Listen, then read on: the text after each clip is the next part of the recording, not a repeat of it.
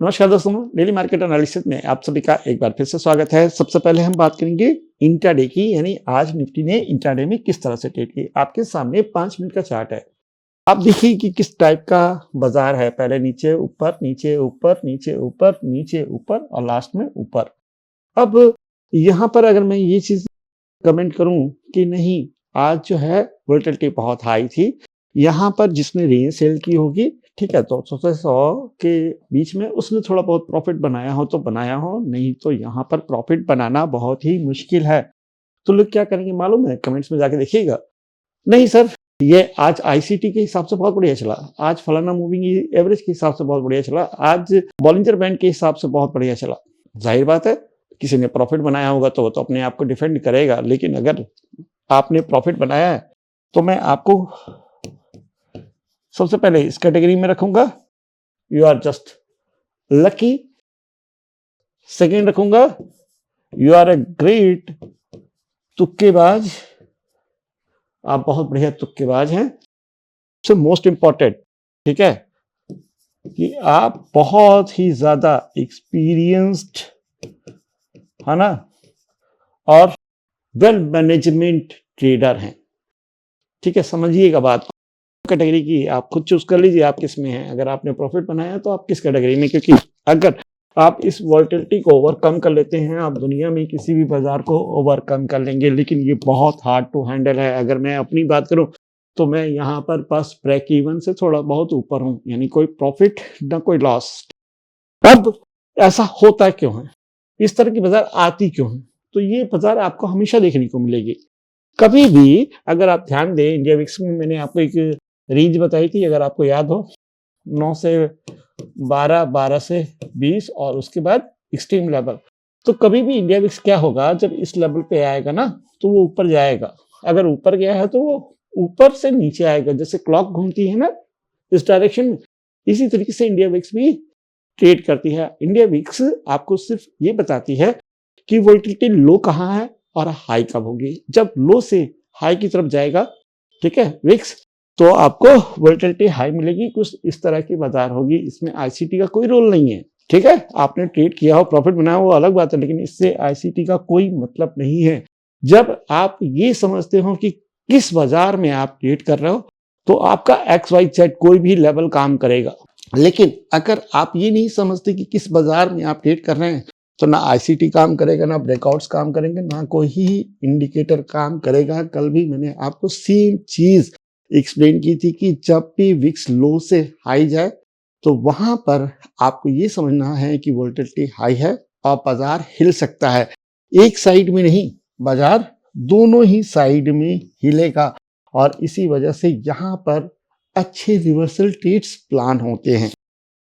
Area है reversal trade का और एक पर्टिकुलर सेगमेंट का। यहाँ पर डायरेक्शनल सेल करना थोड़ा रिस्की हो सकता है, लेकिन अगर आप डायरेक्शनल ऑप्शन बाई करें जब विक्स या आईवी बढ़ रही हो, तो आपको अच्छा पैसा मिल सकता है। ये दो ट्रेड के अलावा ना ये कोई ट्रेड है, ना ये कोई ट्रेड है, ना कोई ये ट्रेड है। मैं समझा भी देता हूं क्यों नहीं है। इक्वल लो है, ठीक है, क्लोजिंग इसी के अंदर आई, फिर से क्लोजिंग इसी के अंदर आई। यहाँ पे ध्यान दीजिएगा, तो यहाँ पर तो ये लो ब्रेक हुआ ना इस जगह पे, तो ये ट्रेड बना, और ये हाई ब्रेक हुआ तो एक ट्रेड बना, बीच में कुछ भी ट्रेड नहीं बनी। तो ये होते हैं प्रॉपर लॉजिक कि किस बाजार में कंटिन्यूएशन, किस बाजार में नॉन डायरेक्शन, किस बाजार में रिवर्सल, किस बाजार को किस तरीके से ओवरकम किया जाता है। जब ये समझ बना लेते हो ना, तब बात आती है कि मैं क्या डिप्लॉय करूं, क्या स्ट्रैटेजी डिप्लॉय करूं। आप लोग अक्सर बात करते हो ना स्ट्रैटेजी की, स्ट्रैटेजी इज नथिंग। आपको बाजार के कंडीशन समझने होंगे, उसके हिसाब से आपको अपनी स्ट्रैटेजी, अपना पोजीशन साइज सब कुछ मैनेज करना पड़ेगा, तब जाकर आप एक परफेक्ट ट्रेडर बनेंगे। लेकिन अगर बीच में रैंडम कुत्ते रहेंगे तो हो सकता है पैसा बनाए, हो सकता है लॉस करो, वो तो फिर तुक्के पे हो गया। यानी प्रॉफिट और लॉस बन भी सकता है, नहीं बन सकता, तो सिक्का उछालो, हेड भी आ सकता है, टेल भी आ सकता है, उस तरीके की बातें हो गई। होप मैं आपको समझा पा रहा हूँ कि मैं यहाँ पे क्या कहना चाह रहा हूँ। अगर किसी को बुरा लगा हो, किसी को समझ में ना आया हो, ऑफेंड हो गया हो, तो उसके लिए सॉरी, लेकिन जो मैं सोचता हूँ वो एक्सप्लेन करना मेरे लिए बहुत जरूरी है। अब जरा यहाँ पे बात करते हैं कल के ट्रेड सेटअप की। कल है सेंसेक्स एक्सपायरी। सबसे पहले निफ्टी 50 इंडेक्स को देखते हैं और खासकर इस हिस्से से देखते हैं। हमेशा याद रखिएगा बुल बहुत स्मूथ होता है और बियर हमेशा बहुत नॉइजी होता है। विक्स और आईवी सब इसी फेज में ज्यादातर बढ़ती हैं।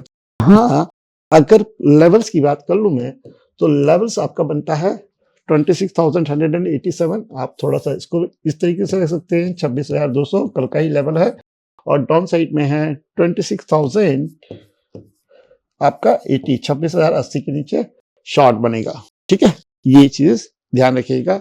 इसको थोड़ा सा और अगर अच्छा करना चाहें तो हम इसको आवरली में भी एक बार चेक कर लेते हैं, कंफर्मेशन मिल जाएगा कि क्या हो रहा है। तो कल 0.50 से बाउंस हुए थे, आज 0.618 से बाउंस हुए थे, तो 26,080 के नीचे यहाँ पे शॉर्ट बनेगा। और आपको यहाँ पर भी क्लियर दिख रहा है कि 26,200 के ऊपर ही निफ्टी 50 इंडेक्स में लॉन्ग है। अब बात करेंगे हम सेंसेक्स की। सेंसेक्स में भी सेम कहानी है। निफ्टी 50 इंडेक्स और सेंसेक्स एक तरीके के जुड़वा भाई हैं।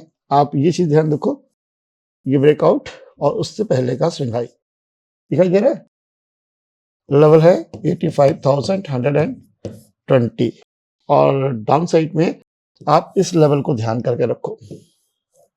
ठीक है, 84,800 और उसके बाद 84,600। मैं भी एक्सप्लेन कर दे रहा हूं कि इन दो लेवल्स का क्या मतलब है। 85,120 जो है ना, वो पूरा का पूरा रिवर्सल जोन है, प्राइस अपसाइड चले जाएगा। यहाँ पर 85,120 ब्रेक हुआ तो फिर हमें अच्छा मूव अपसाइड में देखने को मिलेगा। लेकिन अगर 84,800 ब्रेक होता है तो यहाँ पर स्कैल्प बनेगा, जिसका टारगेट 84,600 रहेगा, और फिर 84,500 ब्रेक हुआ तो फिर डाउन साइड में ज्यादा मूव आने की संभावना है। कल है एक्सपायरी, विक्स बढ़ रही है, ध्यान रखिएगा। ठीक है, ऑलरेडी अगर 3 दिनों की बात करें तो 16% बढ़ चुकी है।